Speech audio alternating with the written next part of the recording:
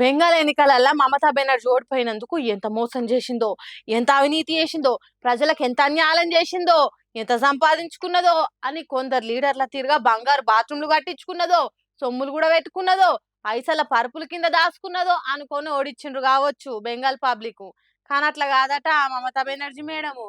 ఒక్కసారి రాష్ట్రానికి ముఖ్యమంత్రి అయితే కోట్ల కోట్లు సంపాదించుకునే ఈ కాలంలో పశ్చిమ బెంగాల్ అసంటి పెద్ద రాష్ట్రానికి 3 సార్లు ముఖ్యమంత్రిగా పనిచేసిన మమతా బెనర్జీ మేడం ఇల్లేనా ఇదని పరిశాన్ అవుతున్నారులే.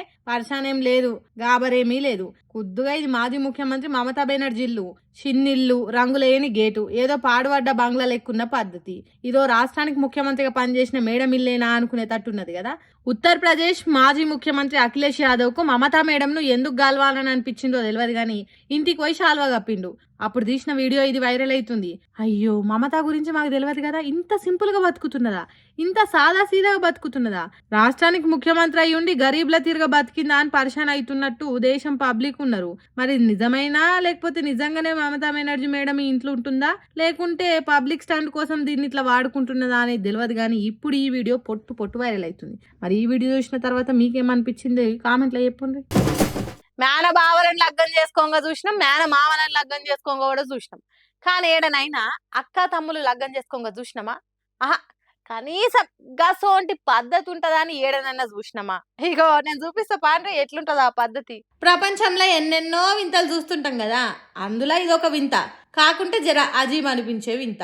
అక్క తమ్మునికి రాఖీలు కట్టుడు ఆచారం, కానీ తమ్ముడు అక్కకు తాళి కట్టి లగ్గం చేసుకున్నాడు ఎక్కడ ఆచారమో నెత్తికెక్కలేదులే. ఇగో ఈ జంట ఒకప్పుడు అక్క తమ్ముళ్ళు, ఇప్పుడు భార్య భర్తలు అయ్యిర్రు. కర్ణాటకలో అయ్యింది వింత.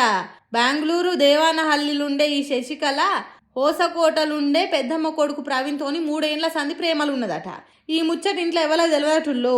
అయితే శశికళకు వేరే సంబంధం చూసేటాలకు మెల్లగా ఇంట్లోకెళ్ళి జారుకొని లేచిపోయి లగ్గం చేసుకుందట.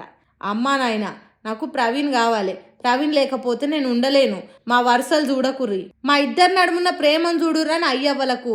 సార్, మా వాళ్ళతోని మాకు ప్రాణహాని ఉంది, మాకు ప్రొటెక్షన్ కావాలని చెప్పి పోలీస్ మెట్లెక్కిర్రు.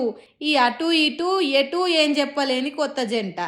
ఈ ముచ్చట సోషల్ మీడియాలో గానొచ్చుడే లేటు. ఇట్లా తయారైతురేంద్ర జనాలు, వాయి వరుసలు మారుస్తుర్రు. ఇట్లా చేస్తే వీళ్ళని చూసి రేపు ఇంకా ఎందరు తయారవుతారు? సిగ్గుశరాలు పురాగిడుస్తురా ఎట్లా? ప్రేమించినప్పుడు కూడా తెలుస్తలేదా ఒకళ్ళకొగలం ఏమైతామని? ఇప్పుడు ఆ ఇంటోళ్ళు ఏసొంటి ఆలోచన చేస్తారు. కొడుకుని అల్లుని లెక్క, బిడ్డని కోడలు లెక్క ఇద్దరు ఇండ్లల్లో ఎట్లా ఒప్పుకుంటారు?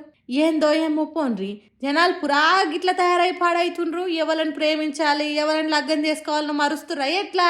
చదువుకోక ముందు కాకరకాయ, చదువుకున్నాక కీకరకాయ అన్నట్టుంది ఈ పరిస్థితి.